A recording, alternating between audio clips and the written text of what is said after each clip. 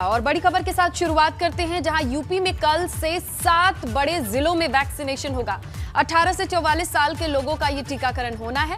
ये जिले होंगे लखनऊ, वाराणसी, कानपुर, प्रयागराज में टीकाकरण होगा। इसके अलावा गोरखपुर, बरेली, मेरठ में भी वैक्सीनेशन होगा। तो तीसरे चरण की शुरुआत आगाज इन जिलों के साथ लखनऊ, वाराणसी, कानपुर, प्रयागराज, गोरखपुर, बरेली और मेरठ। देखा जाए तो यहां पर संक्रमण की रफ्तार भी काफी ज्यादा थी। तो कल से 18 साल से ऊपर के लोगों का टीकाकरण, जिसके लिए शुरुआत इन जिलों में होगी। लखनऊ, वाराणसी, कानपुर, प्रयागराज, गोरखपुर, बरेली और मेरठ। लखनऊ में 10 केंद्रों पर वैक्सीनेशन होगा। लखनऊ में पहले दिन इस वर्ग के करीब 3000 लोगों का वैक्सीनेशन होना है। जिन्होंने पोर्टल पर रजिस्ट्रेशन किया, सिर्फ उनका ही वैक्सीनेशन होगा। केंद्र होंगे केजीएमयू, लोहिया और इसके अलावा बाकी डिटेल भी लेते हैं शैलेश से। शैलेश, ये बताइए, ये मान के चले कि इन केंद्रों पर वैक्सीन उपलब्ध हो चुकी है, तभी ये इतनी बड़ी खबर आ रही है? बिल्कुल, देखिए कंफर्म है ये चीज। 18 से 44 साल का जो कल से वैक्सीनेशन शुरू होना है। फिलहाल जितनी जरूरत थी देखिए वैक्सीन की, उतनी बड़ी संख्या में नहीं अभी मिली है और इनकी इस आयु वर्ग की संख्या भी बहुत ज्यादा है। पूरे प्रदेश की अगर बात करें तो करीब 9 करोड़ लोगों को वैक्सीनेशन इसमें दिया जाना है। तो फिलहाल जो अभियान की शुरुआत है वो 7 बड़े शहरों से होगी। इससे पहले भी देखिए अलग अलग जो चरण हुए थे उनमें भी जिले अगर पूरे किए जाते थे तो उनमें कुछ केंद्रों पर ही शुरुआत करते थे, ताकि जो शुरुआती चुनौतियां हैं उनको देखकर आगे सुधार किया जा सके। एकदम से ऐसी स्थिति ना हो कि बड़ी संख्या में लोग आए और वहाँ समस्या हो। बिल्कुल, 7 शहरों से शुरुआत होगी। लखनऊ, वाराणसी, गोरखपुर, कानपुर, प्रयागराज, बरेली और मेरठ। लखनऊ की अगर बात करते हैं, राजधानी है, तो देखिए लखनऊ में 10 केंद्रों पर वैक्सीनेशन होगा और लखनऊ में जो पहले दिन का लक्ष्य है वो 3000 लोगों को वैक्सीन लगाने का लक्ष्य रखा गया है। रजिस्ट्रेशन कितना हुआ है लखनऊ से?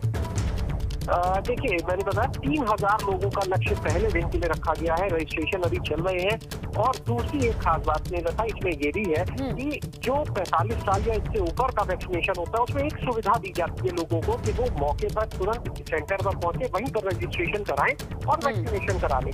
लेकिन 44 साल तक के लिए जो कल से वैक्सीनेशन शुरू होगा उसमें ये सुविधा नहीं होगी। अच्छा। और उसके लिए जिन्होंने पहले से रजिस्ट्रेशन कराया है सिर्फ उन्हीं को वैक्सीन दी जाएगी। इसके पीछे एक बड़ी वजह यही है कि इस आयु वर्ग में सबसे ज्यादा संख्या है 9 करोड़।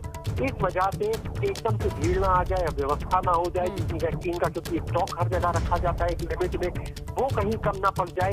इसको देखते हुए इसमें सिर्फ वही लोग जाएंगे जिनका रजिस्ट्रेशन होगा। और पहले दिन जो फीडबैक मिलेगा कि किस तरह की चुनौतियों का सामना करना पड़ रहा है, कितने लोग करना पड़ रहे हैं रजिस्ट्रेशन के बाद, उसके बाद आगे की व्यवस्थाएं और दुरुस्त की जाएंगी कि किस केंद्र पर, किस जिले में कितनी वैक्सीन और पहुंचाने की जरूरत है, कितने लोगों का वैक्सीनेशन का लक्ष्य था उसमें से कितने % लोग करना पड़ रहे हैं, क्योंकि वैक्सीन की वेस्टेज ना हो इस बात पर भी खास ध्यान दिया जाना है। और वैक्सीन सीमित है और ज्यादा से ज्यादा लोगों को लगाई जानी है। इसके प्रयास है वैक्सीन की वेस्टेज बिल्कुल ना हो। बिल्कुल, ज्यादा से ज्यादा लोग, उम्मीद भी कम है वेस्टेज की शैलेश, क्योंकि इस बार जिस तरीके से लोगों ने रजिस्ट्रेशन कराया है कि उतनी वैक्सीन काफी हो, ये देखना होगा। ये गंभीर मसला है। आपका शुक्रिया तमाम जानकारी के लिए। तो वैक्सीनेशन पहले चरण के लिए हरी झंडी उत्तर प्रदेश में। हरिद्वार में कोरोना संक्रमण से 2 संतों की मौत की खबर आ रही है। निरंजनी अखाड़े के 2 और संतों की मौत के बाद हड़कंप है। अब तक कोरोना से 5 संतों की मौत हो चुकी है। आज 50 साधु संतों की कोरोना जांच हुई है। कोरोना महामारी का हरिद्वार जिले में लगातार प्रकोप जारी है। निरंजनी अखाड़ा के 2 संत और देखा जाए जिनकी उम्र 55 है। चलिए बाकी की डिटेल लेते हैं रोहित से। रोहित, बताइए। जब से कुंभ मेला है, अखाड़ों के ऊपर लग रहा, प्रशासन को लग रहा था, मेला प्रशासन को भी लग रहा है कि कोरोना संतों से फैल सकता है। जिस देखते हुए जिला प्रशासन ने निरंजनी अखाड़े के पहले कुछ संतों की जांच कराई थी, मगर अब तक जब से कुंभ मेला हुआ है अब तक लास्ट स्नान के बाद 5 संतों की मौत हो चुकी, जिसमें से 2 संतों की मौत आज हुई है, जिसमें से एक आदित्य गिरी है जिनकी 50 साल उम्र है और एक सोमनाथ गिरी है उनकी 55 साल उम्र है। दोनों के कोरोना के चलते हुए इनको हॉस्पिटल में भर्ती कराया गया था, जहाँ उनकी आज मृत्यु हो गई है। और जब अखाड़े में ये मौत का सिलसिला हुआ तो संत समाज में निरंजनी अखाड़े में हड़कंप मचा हुआ है। और आज निरंजनी अखाड़े ने स्वास्थ्य विभाग से अपने जो संत रुके हुए हैं जो कुंभ में आए थे उनकी लगभग 50 लोगों की कोरोना जांच कराई है, जो पिछले 2 दिन बाद आएगी। मगर अखाड़े में हड़कंप मचा हुआ है कोरोना को लेकर और संतों में डर बना हुआ है। बिल्कुल रोहित, आपका शुक्रिया। अब यहाँ से भी उसे कंट्रोल कंट्रोल करने की कोशिश की जाए, आइसोलेशन कितना अच्छा है, बाहर ना जाने दिया जाए, इस पर भी नजर प्रशासन को ही रखनी पड़ेगी। आपका शुक्रिया रोहित जानकारी के लिए।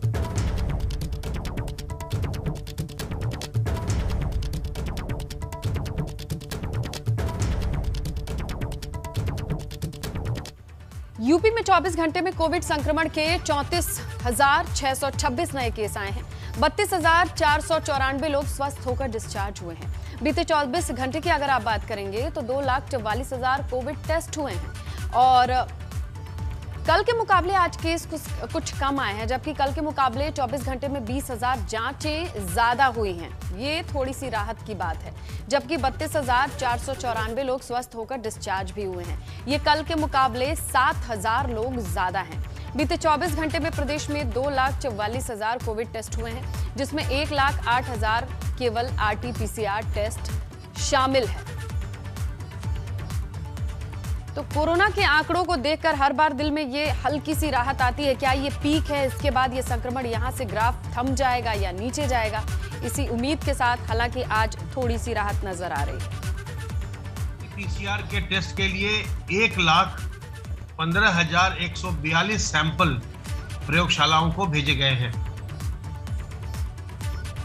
कुल एक्टिव केस में से 2,43,730 होम आइसोलेशन में हैं और घर पर रहकर ही स्वास्थ्य लाभ कर रहे हैं। इन सभी लोगों को घर पर जो कोविड की दवाइयाँ होती हैं उनको उपलब्ध कराने का एक विशेष अभियान चल रहा है और सभी जिलों में इसे चलाया जा रहा है, ताकि सभी कोविड संक्रमित व्यक्तियों को जो होम आइसोलेशन में हैं उन्हें दवाइयाँ उपलब्ध की जा सकें। निजी अस्पतालों में 8,145 व्यक्ति इस समय भर्ती होकर अपना इलाज करवा रहे हैं और बाकी के सभी मरीज सरकारी व्यवस्था में अपना निःशुल्क इलाज करवा रहे हैं, चाहे वो स्वास्थ्य विभाग के अस्पताल हों या फिर सरकारी या निजी मेडिकल कॉलेज हों। बाजार से ऑक्सीजन सिलेंडर और गैस के साथ ही ऑक्सीजन कॉन्सेंट्रेटर भी गायब हो रहे हैं। दुकानदारों की माने तो अधिकतर सर्जिकल शॉप्स पर पिछले 10 से 20 दिन से ऑक्सीजन कॉन्सेंट्रेटर आ ही नहीं रहे। इसकी वजह से ऑक्सीजन की समस्या से जूझ रहे मरीजों की मुश्किलें बढ़ गई हैं। एबीपी गंगा की टीम ने लालबाग स्थित सर्जिकल आइटम के बड़ी मार्केट में मुआयना लिया, जिसका ये पता चलता है कि जिस भी दुकान पे जाइए एक ही जवाब कि कई दिनों से स्टॉक खत्म है। कोविड के मामले बढ़ने के साथ ही बाजार में ऑक्सीजन सिलेंडर, ऑक्सीजन कंसंट्रेटर की मांग भी तेजी से बढ़ती जा रही है, लेकिन बाजार से ये चीज़ें बिल्कुल गायब सी हो चुकी हैं। हम इस समय लालबाग में मौजूद हैं और यहाँ पर ये सर्जिकल आइटम्स का पूरा एक बड़ा बाजार भी है। कई सर्जिकल की शॉप्स पर हम गए, हमने जाना कि यहाँ पर क्या उपलब्धता है इस समय ऑक्सीजन कंसंट्रेटर की, तो लगभग हर दुकान पर एक ही जवाब मिला कि पिछले लगभग 15 से 20 दिन से ऑक्सीजन कंसंट्रेटर नहीं आ रहे हैं। जहाँ से सप्लाई आती है इन शॉप्स पर वहाँ से माल ही नहीं आ रहा, जिसकी वजह से यहाँ पर जो लोग ऑक्सीजन कंसंट्रेटर की मांग लेकर आ रहे हैं उनको निराश होकर वापस लौटना पड़ रहा है। हर दुकान पर अगर हम बात करें तो लगभग जो छोटी दुकानें हैं उनका ये कहना है कि रोज़ाना करीब 15 से 20 लोग उनके ऑक्सीजन कंसंट्रेटर की मांग लेकर आते हैं, लेकिन उन्हें निराश होकर ही वापस लौटना पड़ता है। रोज़ इनको भी जहां से माल आता है वो कंपनियां सिर्फ दिलासा दे रही हैं कि जल्द ही माल की आपूर्ति की जाएगी, लेकिन फिलहाल माल कब आएगा ये कोई नहीं जानता। कैमरा सहयोगी राजू के साथ शैलेश अरोरा, एबीपी गंगा, लखनऊ। एक तरफ देश ऑक्सीजन और वेंटिलेटर की कमी से जूझ रहा है, वहीं दूसरी ओर जालौन की जिला अस्पताल में रखे वेंटिलेटर यहां की शोभा बढ़ा रहे हैं। पीएम केयर फंड से लाखों की लागत खर्च करके यहां वेंटिलेटर भेजे तो गए, लेकिन अब जिला अस्पताल में पड़े पड़े धूल फांकने का काम कर रहे हैं। बता दें कि 1 करोड़ की लागत से स्थापित 10 वेंटिलेटर जिला अस्पताल में सिर्फ शो पीस बनकर रह गए हैं। कोरोना काल की शुरुआत में जिला अस्पताल के इमरजेंसी वार्ड को जब आइसोलेशन वार्ड में तब्दील किया गया, तब पीएम केयर फंड से 10 कोविड कक्ष में 10 वेंटिलेटर को लगवाया गया, लेकिन ऑपरेटर और स्टाफ की कमी के चलते वेंटिलेटर की सांसें फूल रही हैं। वहीं जब इस मामले में डीएम से बात की गई तो उन्होंने बताया वेंटिलेटर मौजूद हैं, जरूरत के अनुसार सीएमओ से बात की जाएगी। मतलब साफ है कि पूरे मामले में आला अधिकारी सिर्फ पल्ला झाड़ते नजर आ रहे हैं। इसमें जिला अस्पताल में 10 बेडों का आईसीयू बनाया गया था, लेकिन वो अभी धूल फांक रहा है। इसके लिए मरीजों को लाभ मिल सके, प्रशासन क्या तैयारी? बिल्कुल, इसके लिए हम अपने सीएमओ के माध्यम से यदि कोई समस्या है तो उसको दूर कराएंगे। कोरोना के मुश्किल वक्त में इम्यूनिटी बढ़ाने में मददगार साबित होने वाले फलों की बात करेंगे आप, तो इनके दाम आसमान पर पहुंच गए हैं। संगम नगरी प्रयागराज में फलों की कीमतों ने एक महीने में दोगुनी उछाल हासिल की है। लोगों को अच्छी खासी दिक्कत हो रही है। लोग फलों की खरीदारी के लिए दुकान तक पहुंच तो रहे हैं, लेकिन दाम सुनकर होश उड़ जा रहे हैं। महीने भर पहले 80-90 रुपए किलो बिकने वाला संतरा इन दिनों तकरीबन 200 रुपए में मिल रहा है। 60 रुपए किलो बिकने वाली मौसम्बी इन दिनों 100 रुपए में मिल रही है। 30 रुपए पीस मिलने वाली कीवी अब 80 रुपए में मिल रही है, जबकि 120 रुपए किलो वाले सेब की बात करें तो वो 240 रुपए है। साफ तौर पर कहा जा सकता है कि फलों के दाम तकरीबन दोगुना तक पहुंच गए हैं। खासकर उन फलों की कीमत आसमान छू रही है जो विटामिन सी के लिए रिकमेंड की जाती है। कोरोना काल में इम्यूनिटी बढ़ाने के लिए विटामिन सी का सेवन किया जाए, ऐसे डॉक्टर कहते हैं। लेकिन विटामिन सी वाले अगर फ्रूट्स को खरीदने जाएंगे तो दाम आपके सामने है। कोरोना काल में इम्यूनिटी बढ़ाने में मददगार साबित होने वाले फलों के दाम इन दिनों आसमान पर पहुंच गए हैं। संगम नगरी प्रयागराज की बात करें तो ये भी इससे अछूती नहीं है। यहाँ भी पिछले एक महीने के मुकाबले फलों के दाम जो है वो तकरीबन 2 गुना तक बढ़ गए हैं और इससे लोगों को खासी दिक्कतों का सामना करना पड़ रहा है। लोग काफ़ी परेशान हैं। लोग इम्यूनिटी बढ़ाने के लिए फलों की खरीदारी तो कर रहे हैं, लेकिन जब वो खरीदारी करने के लिए आते हैं तो उनका बजट जो है वो काफ़ी प्रभावित होता है। कई बार दुकानदारों और ग्राहकों की चिक भी होती है। इस वक्त हम मौजूद हैं प्रयागराज के पॉश इलाके सिविल लाइंस की फल मंडी में। यहाँ के रेट आपको बता दें कि जो संतरा एक महीने पहले 80 और 100 रुपए किलो बिकता था वो इन दिनों 200 रुपए किलो तक बिक रहा है। जो कीवी जो है वो 30 रुपए 40 रुपए पीस बिकती थी वो 80 रुपए पीस बिक रही है। हमारे साथ कुछ ग्राहक भी हैं, कुछ दुकानदार भी हैं, उनसे बात करते हैं। आप थोड़ा सा आगे आ जाइए। बताइए, फल खरीदने आए हैं, कितने महंगे हो गए हैं फलों के दाम और किस तरह की दिक्कतों का सामना करना? बहुत महंगे हो गए हैं। खाने के लिए मरीज है घर पे, उसके लिए खाने के लिए आदमी देता है तो बड़ी मतलब मुश्किल से, यहाँ पे बजट भी नहीं है। परेशानी अकेले इनकी नहीं है बल्कि तमाम दूसरे लोगों की भी है। लोग इम्यूनिटी बढ़ाने के लिए फल मंडी पहुँचते हैं, लेकिन जब दुकानदार वहाँ उन्हें भाव बताता है तो उनके होश से उड़ जाते हैं। तो इसकी कई वजह है। एक वजह तो ये है कि लॉकडाउन की वजह से ट्रांसपोर्टेशन प्रभावित हुआ है। दूसरी वजह यह है कि कोरोना काल में इम्यूनिटी बढ़ाने के लिए लोग ज़्यादा फलों की खरीदारी कर रहे हैं, डिमांड ज़्यादा बढ़ गई है और कई लोग ये भी बता रहे हैं कि जो बिचौलिए हैं वो इन दिनों ज़्यादा मुनाफा कमा रहे हैं। किसानों को इसका फ़ायदा नहीं मिल रहा है और ग्राहक परेशान हैं। कैमरामैन अनुराग द्विवेदी के साथ मोहम्मद मोइन, एबीपी गंगा, प्रयागराज। आगे बढ़ते हैं। कोरोना कहर बरपा रहा है। लगातार बढ़ रहे कोरोना के मामलों के बीच कोविड वैक्सीनेशन के लिए लोगों की भीड़ बढ़ गई है। नोएडा के सेक्टर 30 जिला अस्पताल में वैक्सीन लगवाने वालों की लाइन इतनी लंबी है कि लोग कई घंटे इंतजार कर रहे हैं अपनी बारी की। दूसरे वेव के बाद वैक्सीनेशन के लिए लोगों की भीड़ नजर आ रही है। साफ तौर पे लोग रजिस्ट्रेशन करवाने के बाद अस्पताल पहुंच रहे हैं तो वैक्सीन लगवाने के लिए घंटों इंतजार भी करना पड़ रहा है। वैक्सीन लगवाने आए लोगों का कहना है कि सुबह से आकर ही वैक्सीन के लिए लाइन में खड़े हैं, लेकिन अभी तक उनका नंबर नहीं आ सका है।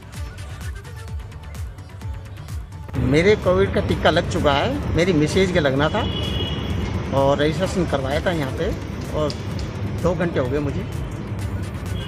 अभी टीका नहीं लगा मिसेज को? टीका नहीं लगा, अभी 1-1.5-2 घंटे और लगे। घंटा लग गया होगा, अंदर काम चल रहा था, सफाई वगैरह। सफाई वगैरह की वजह से? आराम से, ऐसी बात नहीं, आराम से लगेगा। नोएडा में एक तरफ जहां लोग कोविड मरीजों के लिए जरूरी रेमडेसिविर इंजेक्शन पाने के लिए सीएमओ के पैर पकड़ने पर मजबूर हैं, तो वहीं दूसरी ओर रेमडेसिविर का जमकर कालाबाजारी भी हो रहा है। नोएडा क्राइम ब्रांच और सेक्टर 24 पुलिस ने ऐसे ही 3 अभियुक्तों की गिरफ्तारी की है जो जरूरतमंद मरीजों को महंगे दामों पर ये रेमडेसिविर बेचा करते थे। गिरफ्तार अभियुक्त डॉक्टर इमाम अपने 2 अन्य साथी हमजा और मुजीब के साथ मिलकर जरूरतमंद लोगों को रेमडेसिविर के नाम पर उनसे 25 से 35 हजार ऐंठा करते थे। डॉक्टर इमाम दिल्ली के एनसीआर क्षेत्र में कई अस्पतालों में अपनी सेवाएं देता था। अस्पतालों से वो जरूरतमंदों के नाम पर रेमडेसिविर लेता था या गैर जरूरतमंद मरीजों से सस्ते दाम पर खरीद लेता था और अपने साथी के साथ ये दोनों मिलकर मजबूरी का फायदा उठाने के लिए लोगों से 25 से 35 हजार ऐंठा करते थे। फिलहाल दोनों की गिरफ्तारी कर ली गई है, जेल भेज दिया गया है। इनके कब्जे से 3 balls remdesivir injection, 3 mobile phone, 1 car बरामद की गई है। 29 अप्रैल 2021 को क्राइम ब्रांच और सेक्टर 24 थाने की पुलिस द्वारा संयुक्त रूप से 3 व्यक्तियों को रेमडेसिविर की कालाबाजारी करते हुए 3 वायल्स के साथ गिरफ्तार किया गया। इसमें 3 व्यक्ति मुजीब, हमजा तथा डॉक्टर इमाम को गिरफ्तार किया गया है। उससे अपने एक रिलेटिव के माध्यम से संपर्क हुआ था जब ये उसके लिए रेमडेसिविर इंजेक्शन की प्रोक्योरमेंट की कोशिश कर रहे हैं, और उस इंजेक्शन को इन्होंने जो है उसके बाद उसका कालाबाजारी करना शुरू कर दिया। और डॉक्टर इमाम के माध्यम से ये ऐसे गैर ज़रूरतमंद पेशेंट से जिनकी आवश्यकता के उपरांत जो है उनके पास इंजेक्शंस बच गए हों या उन्हें आवश्यकता ना हो, उनसे ये इंजेक्शंस नॉर्मल रेट्स पर खरीदते थे और उससे जो है करीब 35,000 रुपये में मार्केट में बेचते थे। हल्द्वानी के सुशीला तिवारी अस्पताल में आईसीयू में भर्ती एक महिला ने वीडियो बनाकर सोशल मीडिया में वायरल किया था, जिसमें महिला ने पीने का पानी उपलब्ध कराने की गुहार लगाई थी। महिला मुंह में ऑक्सीजन लगाए सोशल मीडिया के माध्यम से पानी देने की गुहार कर रही थी, जिसके बाद गुरुवार देर शाम उसकी मौत हो गई। वहीं महिला की मौत के बाद अस्पताल प्रशासन मरीजों को ठीक से नहीं देख रहा है, लापरवाही कर रहा है, ऐसे आरोप लगे हैं। इस पूरे मामले में अस्पताल के प्राचार्य सीपी और सुशीला तिवारी अस्पताल के बचाव करते हुए लोग नजर आए हैं। आईसीयू में भर्ती मरीजों का गला सूख रहा है, शिकायत कर रहे हैं लेकिन पानी नहीं मिल रहा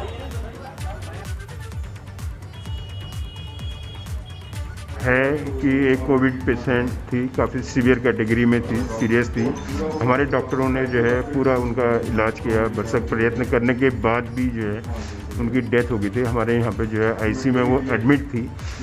जो भी पेशेंट आईसीयू में एडमिट रहता है और इसमें जो है उनके गले में थोड़ा सा ये रहता है, हमेशा सूखा सा रहता है, पर पानी की कोई ये नहीं है। हम हर पेशेंट के उसमें जो है पानी की पर्याप्त मात्रा है, ये ऐसा कुछ नहीं है। कोरोना की दूसरी लहर से मचे कहर के बीच में यूपी के अलग अलग जिलों से कुछ राहत की तस्वीरें भी आई हैं। 4 तस्वीरें दिखा देते हैं आपको। पहली तस्वीर वाराणसी की है। यहाँ मरीजों की परेशानी को देखते हुए समाजसेवी ने सरकारी अस्पताल में ऑक्सीजन प्लांट लगवाकर इंसानियत की मिसाल पेश की है। इस ऑक्सीजन प्लांट से मरीजों को बड़ी राहत मिलेगी। दूसरी तस्वीर प्रयागराज की है। यहाँ की नैनी इंडस्ट्रियल एरिया में पंप, कंप्रेसर और हर तरह के सिलेंडर बनाने वाली company Bharat pumps and compressors limited में ऑक्सीजन सिलेंडर का निर्माण शुरू कर दिया है। राज्य सरकार के आदेश पर कंपनी 3 हफ्ते में करीब 2,500 सिलेंडर तैयार करेगी। तीसरी तस्वीर आगरा की है। ऑक्सीजन प्लांट यहां शुरू हुआ है। डीएम प्रभु एन सिंह ने ऑक्सीजन प्लांट का उद्घाटन किया। इसको शुरू करने में सेना और वायु सेना का अहम योगदान रहा, जिन्होंने दिन रात की मेहनत की। चौथी तस्वीर अमेठी की है। यहाँ केंद्रीय मंत्री स्मृति ईरानी की पहल से 3 टन का ऑक्सीजन कैप्सूल पहुंचाया गया। कमरौली के नंदन रिफिलर प्लांट में स्टोर करके रखा गया है। सीएम एक्शन मोड में आ गए हैं। उनकी रिपोर्ट नेगेटिव आ चुकी है, लेकिन सूबे के हालात बिगड़ चुके हैं। आपको टीवी स्क्रीन पर 6 तस्वीरें दिखाते हैं, जिन्हें देखकर अंदाजा लगा सकते हैं कि कैसी व्यवस्थाएं ध्वस्त होती नजर आ रही हैं। कानपुर में इलाज के लिए एक युवक तड़पता रहा। बुखार में तप रहे युवक में कोरोना के लक्षण बताए जा रहे थे। भीड़ भाड़ वाली चकरपुर मंडी में युवक लावारिस पड़ा रहा। मौके पर मौजूद लोगों ने 108 नंबर को सूचित तो किया, लेकिन घंटों बीत जाने के बाद भी कोई नहीं पहुंचा। उन्नाव में यहां भी ऐसी ही तस्वीर। निजी अस्पताल में ऑपरेशन करने के बाद कोविड पॉजिटिव बताकर मरीज को अस्पताल के बाहर कर दिया। तीसरी तस्वीर नोएडा की है। जिम्स अस्पताल के बाहर गाड़ी में महिला ने तड़प कर दम तोड़ दिया। महिला को अस्पताल में भर्ती नहीं किया गया। ऑक्सीजन की कमी से महिला की जान चली गई। इसके साथ ही बिजनौर की तस्वीरें आई, जहां गंगा बैराज पर चिताओं की कतार लगी हुई है। उत्तराखंड की अगर आप बात करेंगे तो देहरादून से भी घोर लापरवाही की तस्वीरें आई हैं। पोस्टमार्टम हाउस में 5 दिन तक शव पड़े रहे, जिसके चलते लावारिस शव सड़ गए। कोटद्वार में लोगों की जान से खिलवाड़ के मामले का खुलासा हुआ है। दिल्ली पुलिस की क्राइम ब्रांच ने छापा मारकर नकली रेमडेसिविर इंजेक्शन बनाने वाली फैक्ट्री का खुलासा किया। यहां से पुलिस ने फैक्ट्री के मालिक समेत 5 लोगों को गिरफ्तार किया। आपको बता दें कि दिल्ली से पहुंची क्राइम ब्रांच की टीम ने हरिद्वार, रुड़की और कोटद्वार में छापेमारी की।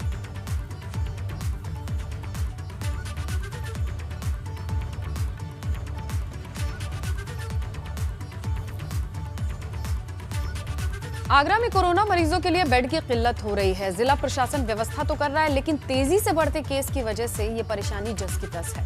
मूलचंद अस्पताल को प्रशासन ने टेक ओवर कर लिया है।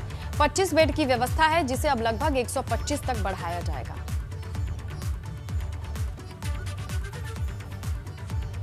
कंदरा में स्थित है, बहुत ही अच्छा हॉस्पिटल है, बस चूँकि यहाँ मैन पावर कम थी, आप लोग कोविड में चला नहीं पा रहे थे, इसको हम लोगों ने टेक ओवर करके सीएमओ साहब को दे दिया था। यहाँ बगल में एक लोकल प्रभा हॉस्पिटल है जो कि अच्छा काम कर रहा है, उनसे इस हॉस्पिटल को टैग कर दिया गया, मैन पावर को प्रोवाइड करेंगे।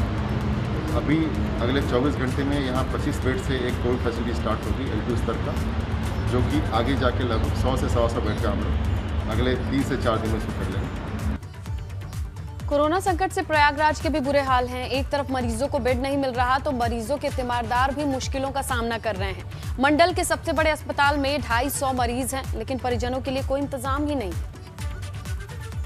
जहां एक तरफ लोगों की जिंदगी के लिए खतरा पैदा कर रही है, वहीं यह कई दूसरी तरीके की मुसीबतों का सबब भी बन रही है। इस वक्त हम मौजूद हैं प्रयागराज में मेडिकल कॉलेज से संबद्ध स्वरूप रानी नेहरू अस्पताल में। कोविड का ये सबसे बड़ा अस्पताल है, लेवल 3 का अस्पताल है। सैकड़ों की संख्या में जो कोविड पॉजिटिव मरीज हैं उनका अस्पताल में इलाज चल रहा है, लेकिन उनके साथ जो उनके तीमारदार आते हैं, जो उनके परिवार के लोग आते हैं, उनको अंदर जाने की इजाज़त नहीं मिलती है। लिहाजा लोग अस्पताल के बाहर पार्क में यहीं पर इन्हीं मच्छरदानियों के अंदर अपना पूरा जीवन बिता रहे हैं, अपनी दिनचर्या यहीं पर बिता रहे हैं, क्योंकि पार्क में सीमित जगह है, कम ही लोग यहाँ पर रह सकते हैं। लिहाजा लोगों ने ये बड़ी बड़ी मच्छरदानियाँ लगा रखी हैं। इससे ये तय हो जाता है कि ये जगह किसी और की है, इस जगह से पर नहीं रहा जा सकता है। आप देख सकते हैं कि ये जो मच्छरदानियाँ रखी हुई हैं, इसमें कुछ लोग आराम कर रहे हैं, कुछ लोग अपनी थकावट मिटा रहे हैं, बाकी लोगों ने जो है यहाँ इसी में अपना सामान रख रखा है। वो यहीं से अपने बीमार परिजन का हालचाल लेते रहते हैं, उनके बारे में जानकारी जुटाते रहते हैं, और जब अस्पताल के अंदर से कोई खबर आती है तब वो जा कर के दवाएं व इंजेक्शन वगैरह भी मुहैया कराते हैं।